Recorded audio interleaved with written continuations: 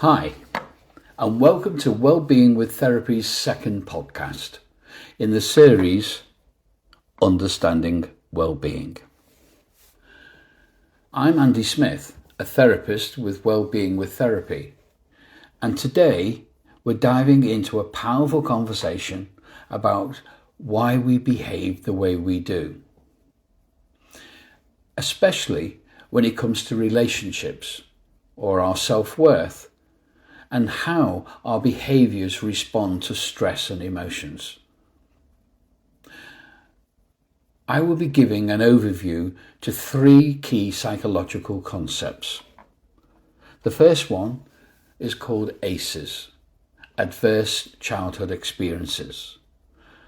The second one, EMS, Early Maladaptive Schemas, and finally, Attachment Theory, how we relate to others.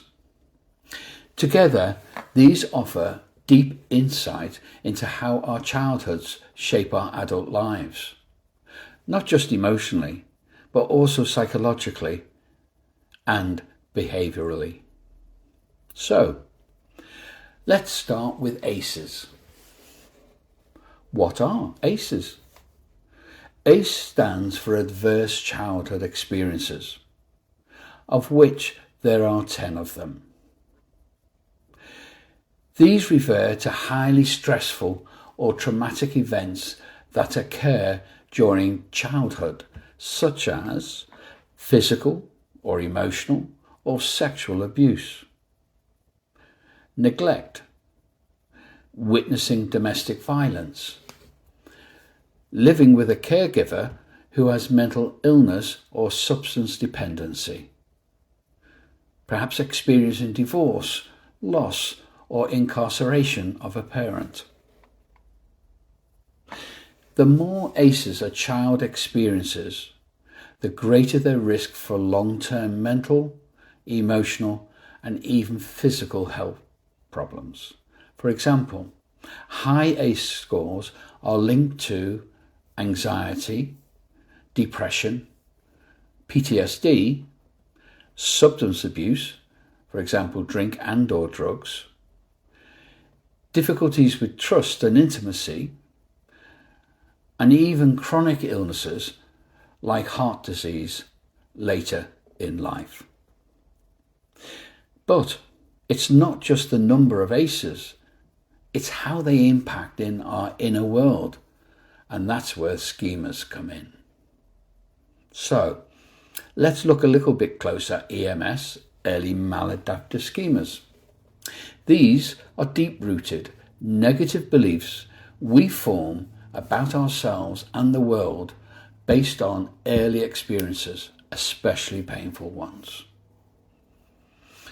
In total, there are 18 schemas, and in another podcast I will look closer at them individually. But for now, imagine them like emotional rules your brain writes in childhood.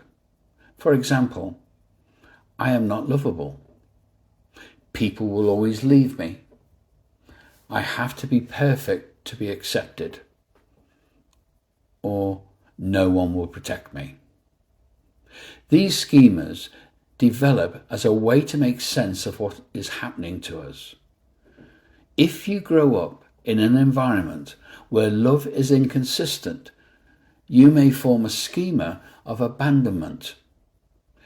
If you're consistently criticized, you might internalize defectiveness, believing you're fundamentally flawed. Schemas are powerful because they operate subconsciously. Even as adults, we may find ourselves reacting to situations based on these early scripts. For example, if you have a schema of mistrust, you might push people away before they can hurt you, even if they never intended to. This is how unhealed ACEs start showing up in our adult behaviour through deeply ingrained emotional patterns. And finally, let's look at attachment styles. What is attachment theory? This looks at how our early bonds with caregivers shape the way we connect with others. There are 4 main attachment styles. 1, secure, where you feel safe, valued, and able to trust others. Anxious, marked by clinginess, fear of abandonment, and the need for constant reassurance. Avoidant, where you become emotionally distant, self-reliant, and uncomfortable with closeness. Disorganized, often the result of trauma, where there is a mix of fear and confusion in relationships. Our attachment style is usually formed by a very young age, generally between 18 months to 3 years old, and it reflects the emotional availability and responsiveness of our caregivers. So if your needs were met, you likely formed a secure attachment.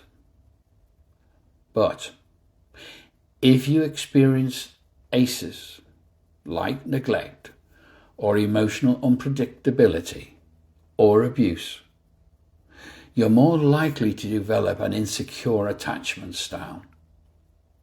And here's the important part. Your attachment style and your schemas often reinforce each other. For instance, someone with an anxious attachment might also carry a schema of abandonment. Someone with an avoidant attachment might also carry a schema of emotional deprivation or mistrust. Together, they create a lens through which we interpret relationships, conflict, and even our sense of self. Let's now look at how these can combine in our lives. So, what happens when ACEs, schemas, and attachment styles all collide?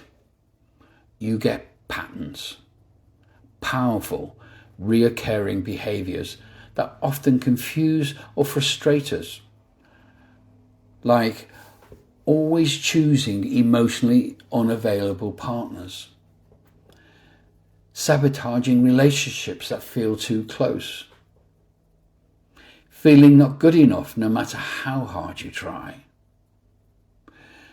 shutting down emotionally when things get hard. These are not flaws. They are survival strategies that once helped you cope, but as adults, they often lead to suffering. And the good news? These patterns are not permanent. Awareness is the first step. When you begin to understand your story, your ACEs, or your schemas, or your attachment style, you can start to heal. You can rewrite those old scripts. Working with therapists like myself can help a client to learn about themselves and to make the changes to improve how they cope. Therapy, especially schema therapy or attachment-based therapy, can be incredibly helpful. As too, tools like journaling, self-reflection, and surrounding yourself with safe, validating relationships.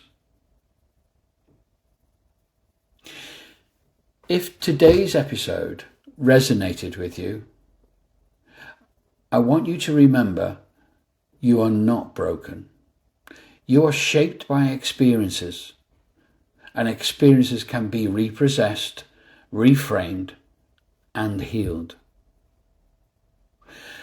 I hope you found some of this of interest, even though it's high-level overview of just how complex we are. If you found this helpful, feel free to share it, follow the podcast, or leave a review, as it may help others find this space to listen to this podcast. So, until next time, be kind and compassionate to yourself. This is a journey, and if you have listened to this podcast and others in my series, it actually sounds like you have made a start. My website, www.wellbeingwiththerapy.co.uk, has more information and also a booking link should you want to talk more. You can also email me on wellbeingwiththerapy, all one word, @gmail.com.